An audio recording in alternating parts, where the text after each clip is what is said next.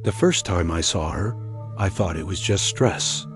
The second time, I started to question my own senses. The third time, I thought I was losing my mind. But after the sixth apartment, after I had moved across states and changed cities, I finally understood. Something was following me. It wasn't haunting a place. It was haunting me. And it wouldn't let go. It all started in my first apartment. It was a tiny, cheap place, the kind you rent when you're fresh out of college and just trying to survive. The walls were thin, the floors creaked, and the landlord was a ghost himself, but it was mine. One night, I was standing in the cramped bathroom, brushing my teeth, just staring blankly at my tired reflection. That's when I saw it. In the mirror, over my shoulder, someone was standing in the dark hallway behind me. It was a woman, pale and utterly still. My heart stopped. I whipped around, toothpaste flying from my mouth. The hallway was empty. The silence was absolute. I told myself it was just exhaustion, a trick of the light mixed with too much caffeine and not enough sleep. It was easy to believe. I was working 2 jobs, barely sleeping.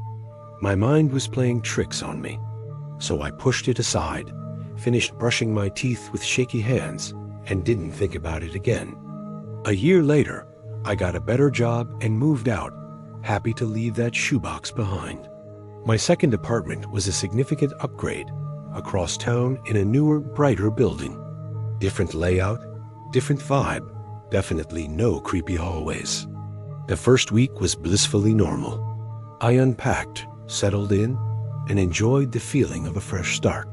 Then one night, I woke up with a jolt, that primal feeling of being watched pulling me from sleep.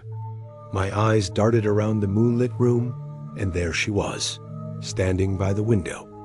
The same woman. The same pale skin, the same dark hair, the same blank, empty expression. This time, she was closer. My breath caught in my throat. I squeezed my eyes shut, praying that when I opened them, she'd be gone. And when I did, she was. The space by the window was empty. But the fear that flooded my system was real. That's when the cold dread really set in. Coincidence doesn't strike twice. This wasn't a trick of the light. Something was wrong. Every apartment after that, the pattern repeated itself with chilling precision. Apartment 3, 4, 5. It was always the same. She never appeared right away. It was always after a few weeks, just long enough for me to start feeling safe, to let my guard down. She never moved. She never made a sound. She never spoke. And she always stayed at the edge of the room, in the periphery, like she was trying not to be noticed. Until I did. The moment my eyes locked onto her, she would hold my gaze for a terrifying second before vanishing. And with each move, she got a little closer. In the first apartment, she was down the hall. In the second, by the window. In the third, she stood in the doorway of my bedroom. By the fourth, she was at the foot of my bed, just watching me sleep. With every new set of keys, with every new address, the distance between us shrank. I became desperate. I thought maybe it was the region, some local legend I wasn't aware of. So I tried to escape. I didn't just change apartments, I changed cities. I moved from the East Coast to the Midwest, then to the Pacific Northwest. I tried everything. Old buildings with long histories and brand new construction that still smelled of paint. It didn't matter. She was always there, eventually. In my sixth apartment, in a city 1,000 miles from where it all started, the game changed. I was sitting on the couch, watching some mindless show on TV. The screen went dark during a scene change, and for a split second, it became a black mirror, and I saw her reflection. She was standing right behind my couch, so close I could have reached back and touched her. My blood ran cold. I didn't want to, but I had to know. I slowly, deliberately, turned my head. Nothing. The space behind me was empty. But when I looked back at the TV, at the dark screen, her reflection was still there. And this time, It was smiling. That night, for the first time, she entered my dreams. I was in a long, dark hallway that felt both familiar and terrifyingly alien. And she was there, no longer on the edge of my vision, but right in front of me. She stood so close I could finally see her face clearly. Her eyes weren't blank anymore. They were deep, hollow pits of sorrow. Her mouth, which I'd never seen move, slowly opened. A dry, raspy whisper crawled into my ear, a single word that shattered the dream's silence. Remember. I woke up with a gasp, tears streaming down my face, my body trembling. The dream felt more real than reality, and as my eyes adjusted to the darkness of my bedroom, the final wall between us came down. She wasn't at the foot of the bed anymore. She was sitting on the edge of it, right beside me. That single word, remember, became my obsession. Remember what? I tore my life apart, searching for an answer. I called relatives I hadn't spoken to in years, asking vague, desperate questions about my childhood. I dug through dusty boxes in my parents' attic, pulling out old photo albums, school reports, anything. And then I found it.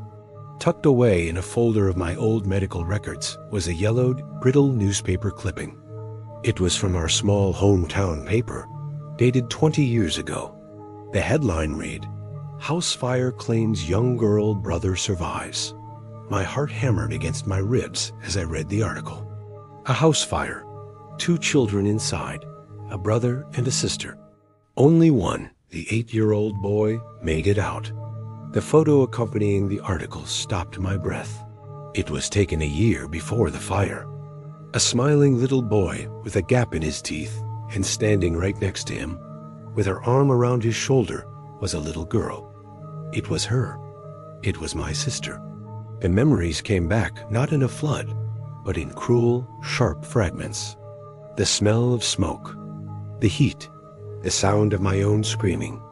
The article said I had no memory of the event, a trauma response, but I remember now. I woke up first. The room was already glowing orange. I was scared. I just ran. I ran out of the room, down the stairs, and out the front door. I didn't look back. She didn't. She was still sleeping. And she's been waiting ever since. Waiting for me to stop running from the memory. Waiting for me to finally turn around and remember her. She wasn't haunting me to scare me. She was following me because she was lonely. She was following me because I left her behind. I'm in a new apartment now. My 7th. I didn't even bother unpacking much. I knew she'd be here. And she is. She's not on the edge of the room anymore. She's standing right in front of me, closer than she has ever been. The space between us is just a few inches. Her expression isn't blank or sad. It's peaceful. For the first time, she looks complete. She's slowly reaching out her hand. Her fingers are pale and translucent. I'm not scared anymore. I think if I take it, I'll finally stop moving. And she won't have to follow me anymore. We can finally be together again. Thank you for listening. If you enjoyed this story, be sure to follow for more.